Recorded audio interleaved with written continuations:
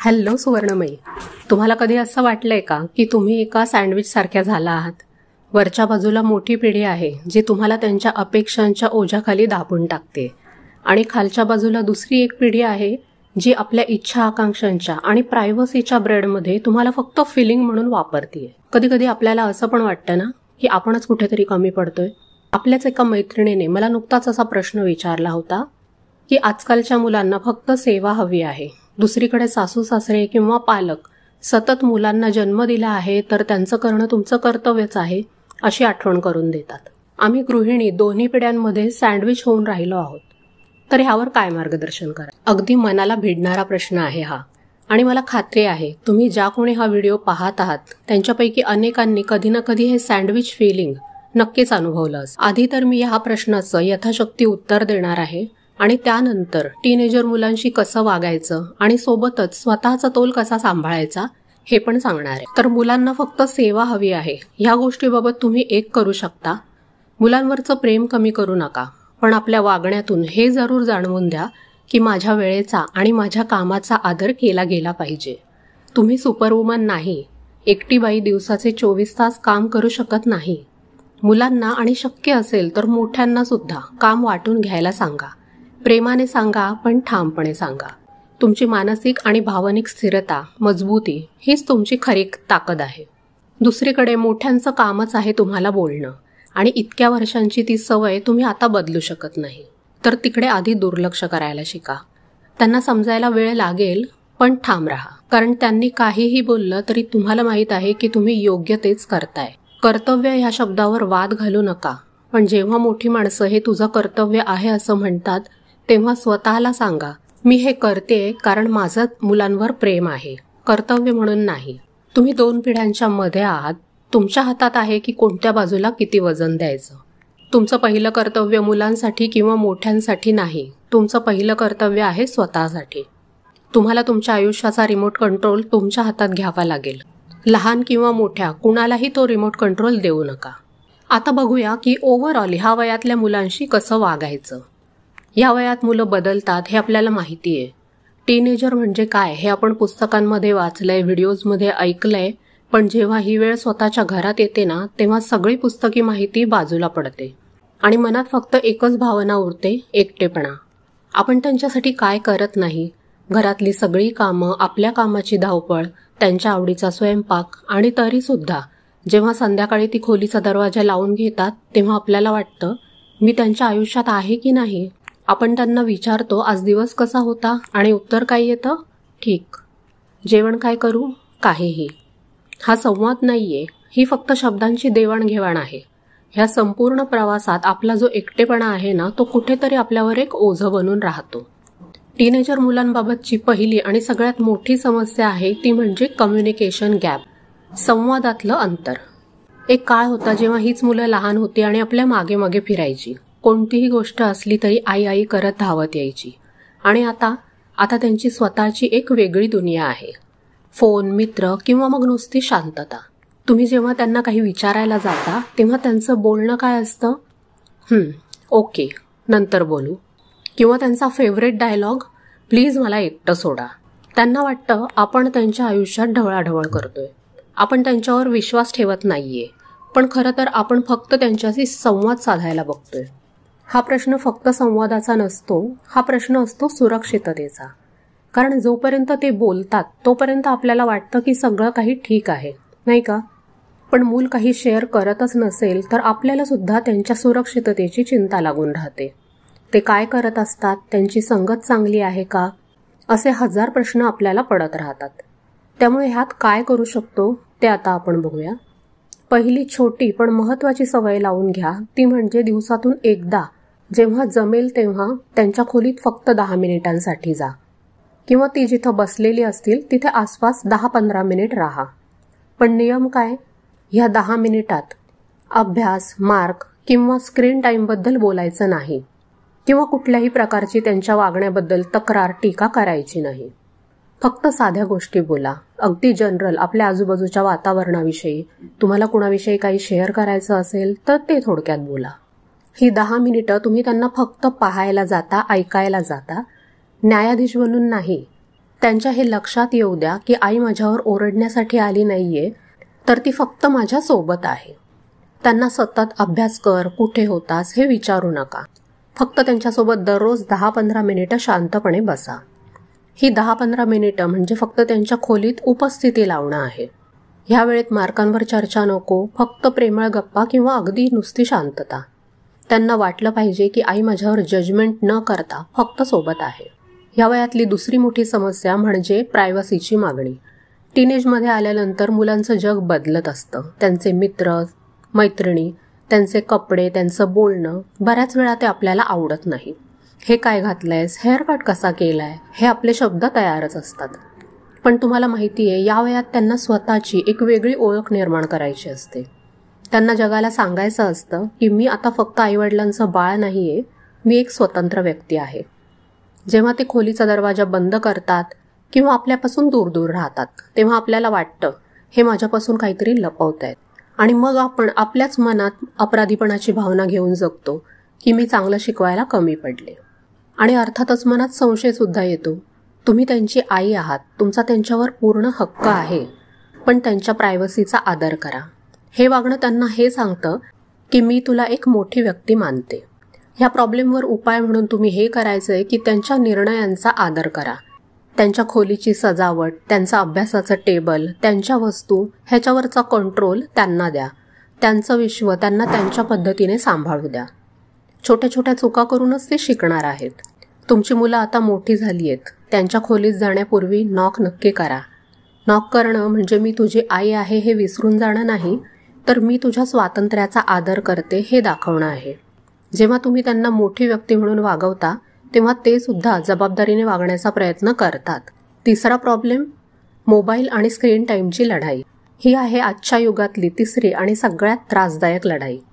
Mobile, laptop आणि सततचा screen time. आपल्याला वाटतं हा फोन म्हणजे आपला शत्रू आहे. या फोनने आपल्या मुलाला आपल्यापासून दूर नेलंय. त्यांना रात्री नीट झोप नाही, दिवसभर चिडचिड आणि आपलं बोलणं ऐकून न ऐकल्यासारखं करतात. तुम्ही त्यांना फोन ठेवायला सांगता तेव्हा भांडणं होतात आणि भांडण झाल्यावर आपणच थकतो. आता हा फोनचा प्रॉब्लेम खरं सांगायचं तर अगदी लहानापासून मोठ्यापर्यंतच आहे. त्यामुळे तो हँडल करायला तितकाच कठीण पण होऊन बसलाय.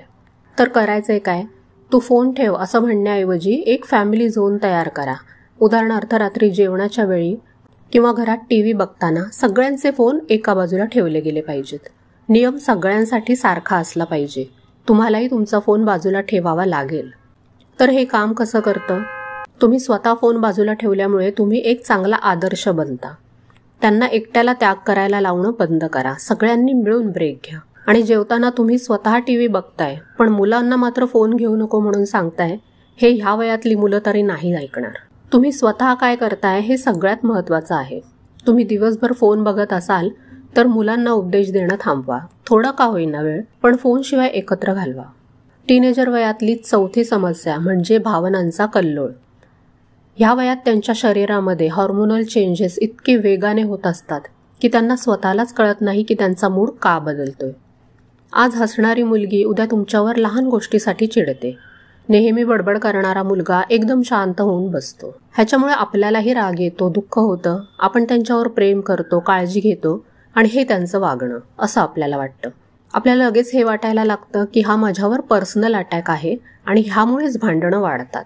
म्हणूनच जेव्हा मुलं चिडचिड करतात तेव्हा स्वतःच्या मनात लगेच पॉजचं बटन दाबा. त्यांच्या रागाला पर्सनली घेऊ नका. स्वतःच्या मनात हे समजून घ्या की हा राग माझ्यावर नाहीये, हा राग त्या हॉर्मोनल चेंजेसमुळे आहे. त्यांच्या भावनेला ॲक्सेप्ट करा, पण उलटसुलट बोलण्याला नाही. त्यांच्या शब्दांवर प्रतिक्रिया देण्याऐवजी त्यांच्या भावनांकडे बघा. त्यांना सांगा, मला माहिती आहे की तू खूप रागात आहे, त्रासात आहेस. मला तुझी भावना समजते, पण म्हणून तू माझ्यावर ओरडणं किंवा राग काढणं योग्य नाही. तू माझ्याशी अशा प्रकारे बोलू शकत नाहीस हे स्पष्ट करा. ह्यामुळे त्यांना हे कळेल की तुम्ही त्यांच्या भावनांना समजून घेताय, पण त्यांच्या चुकीच्या वागण्याला स्वीकारत नाहीये. पाचवी समस्या आहे ती म्हणजे आपल्या मनातली भविष्याची भीती. आपल्याला सतत काळजी वाटते. त्यांचे मार्क, त्यांचं करिअर, त्यांचे मित्र आणि ही सगळी चिंता आपण न कळतपणे अभ्यासाच्या टेन्शनच्या रूपात त्यांच्यावर टाकत असतो. किती वाचलं, किती वेळ अभ्यास केला, किती टक्के मिळतील, मित्राला किती मिळाले, हे आपले प्रश्न असतात. तुम्ही विचार करा, एका टीनेजरच्या मनात स्वतःच्या भविष्याची भीती तर आहेच, त्यात पुन्हा जेव्हा आईवडील सुद्धा सतत त्याच गोष्टीची चिंता करतात तेव्हा त्यांच्यावरचं टेन्शन अजून वाढतं. ह्या वागण्यातून त्यांना मोटिवेशन मिळत नाही, त्यांना फक्त भीती वाटते. ह्याच्यावर आपण काय करायचे तर त्यांच्या प्रयत्नांवर लक्ष द्या. आतापासून मार्कावर बोलणं कमी करा, त्याच्याऐवजी ते किती प्रयत्न करतात ह्याबद्दल बोला. तू काल रात्री उशिरापर्यंत अभ्यास करत होतास, मला तुझा प्रयत्न आवडला. हे प्रोजेक्ट तसं कठीण होतं पण तू हार मानली नाहीस. अशा पद्धतीने त्यांचे एफर्ट्स तुम्ही अप्रिशिएट करा. दुसरी गोष्ट करायची ती म्हणजे त्यांना चॉईस द्या. त्यांच्या अभ्यासाच्या वेळात, विषयांमध्ये त्यांना चॉईस द्या. सगळं काही आपल्याच नियमानुसार व्हायला पाहिजे असं नाही. असं केल्यामुळे त्यांना वाटेल की सगळ्या गोष्टी त्यांच्या कंट्रोलमध्ये आहेत आणि ते जास्त जबाबदारीने वागतील. त्यांच्या रिझल्टवर नाही तर प्रयत्नांवर बोला. तुला 90% का मिळाले नाहीत ह्याऐवजी तू ह्या विषयासाठी खूप मेहनत घेतलीस, मला अभिमान वाटला असं म्हणा. ह्यामुळे त्यांच्या मनात भीती कमी होते आणि त्यांना मोटिवेशन मिळतं. त्यांच्या प्रत्येक कामात हस्तक्षेप करणं थांबवा. त्यांना त्यांच्या छोट्या छोट्या चुकांमधून शिकू द्या. जर ते एखादं कमी महत्त्वाचं छोटंसं प्रोजेक्ट सबमिट करायला विसरले तर तुम्ही पळत जाऊन त्यांना मदत करू नका. त्यांना स्वतःला शिक्षकांसोबत बोलायला लावा. या वयात तुम्ही त्यांचे पालक नाही तर त्यांचे मार्गदर्शक आहात. तुम्ही त्यांच्यावर विश्वास दाखवा, ते स्वतःच्या चुका नक्की सुधारतील. 6वी आणि शेवटची गोष्ट म्हणजे आपलं नियंत्रण सोडा आणि त्यांना जबाबदारी द्या. आई म्हणून आपल्याला सगळं काही व्यवस्थित ठेवायचं असतं आणि व्यवस्थित ठेवायचं तर ते सगळं आपल्याच कंट्रोलमध्ये असलं पाहिजे असं आपल्याला वाटतं. पण ही वेळ आहे त्यांच्या हातात स्टिअरिंग व्हील देण्याची. त्यांना छोटे छोटे निर्णय स्वतःहून घेऊ द्या, त्यांच्या चुका होऊ द्या. खरं तर छोटे छोटे निर्णय स्वतः घेण्याची सवय अगदी लहानपणापासूनच लावायला पाहिजे. जर ते दुपारच्या जेवणाचा डबा न्यायला विसरले तर एक वेळ उपाशी राहू द्या, दुसऱ्या दिवशी ते नक्की लक्षात ठेवतील. तुम्ही त्यांचा बचाव करण्यासाठी नाही तर पाठिंबा देण्यासाठी आहात हे त्यांच्या लक्षात आलं पाहिजे. आत्ता ह्या वयात तुम्ही त्यांना घडवत नाही आहात. घडवण्याचे दिवस कधी होते जेव्हा ते लहान होते, 12 वर्षाच्या आधी. आता तुम्ही त्यांना सक्षम करताय. त्यांच्यावर विश्वास ठेवा, हेच प्रेम आहे. मुलांना सेवा हवी असते पण आपल्या आयुष्यात आईने ढवळाढवळ करू नये असं वाटतं. ही त्यांच्या वयाची गरज आहे. त्यांना स्वातंत्र्य हवं आहे. पण सेवा आणि सहकार्य ह्यातला फरक त्यांना नक्की शिकवा. त्यांची कामं त्यांनीच करावी लागतील. त्यांचा बेड लावणं, त्यांचे कपडे जागेवर ठेवणं ही त्यांची जबाबदारी आहे. कपड्यांना इस्त्री करत नसतील, चुरगळलेले कपडे घालून जात असतील तर तुम्ही धावून त्यांचे कपडे इस्त्री करून ठेवू नका. आपण कसे कपडे घातले पाहिजेत ही तरी जबाबदारी त्यांची त्यांना हँडल करू द्या. प्रेम द्या, प्रेमाने वागा, पण कामाचा हिशेब स्पष्ट करा. त्यांना प्रेमाने सांगा. त्यांना हे नक्की जाणवू द्या की मी तुमच्यासाठी प्रेम म्हणून करते आहे, नोकर म्हणून नाही. मला माझ्यासाठी थोडा वेळ हवा आहे. जर तुम्ही स्वतःची छोटी कामं स्वतः केली तर मला तुमच्यासोबत गप्पा मारायला किंवा बाहेर फिरायला, आराम करायला, स्वतःसाठी जास्त वेळ मिळेल. त्यांच्या पर्सनल लाईफमध्ये सारखं डोकावू नका. त्यांना थोडा स्पेस द्या. पण तुम्ही फक्त त्यांच्यासाठीच आहात, त्यांची सेवा करण्यासाठी आहात ही भावना त्यांच्या मनात वाढून देऊ नका. तुमचं नाही म्हणणं हे सुद्धा तितकंच महत्त्वाचं आहे जितकं तुमचं हो म्हणणं. तर मैत्रिणींनो, ह्या संपूर्ण प्रवासात तुम्ही स्वतः खूप महत्त्वाच्या आहात. कधी कधी तुम्ही थकून जाल, कधी तुम्हाला रडू येईल आणि कधी कधी तुम्ही स्वतःला दोष द्याल. पण तुम्ही सुवर्णमयी आहात. लक्षात ठेवा, टीनेजर म्हणजे बदल आणि बदल नेहमी थोडासा गोंधळ घेऊन येतो. शांत रहा आणि प्रेमळ दृष्टीने त्यांच्याकडे बघा. ते मोठे होत आहेत. त्यांना तुमचा आधार हवा आहे, धाक नाही. ती कायम टीनेजर राहणार नाहीयेत.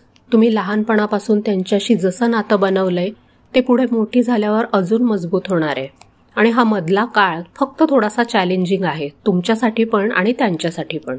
मी वर सांगितल्या त्या 6 गोष्टी लक्षात ठेवल्यात तर टीनेजर मुलांसोबतचा हा प्रवास नक्कीच सोपा होईल. तुमचा अनुभव कसा आहे हे मला कमेंटमध्ये सांगायला विसरू नका. हा व्हिडिओ तुम्हाला थोडा धीर देईल असं मला वाटतं. माझं बोलणं उपयोगी वाटलं असेल तर व्हिडिओला लाईक करा आणि तुमच्या अशा इतर मैत्रिणींनाही हा व्हिडिओ पाठवा ज्यांना या आधाराची गरज आहे.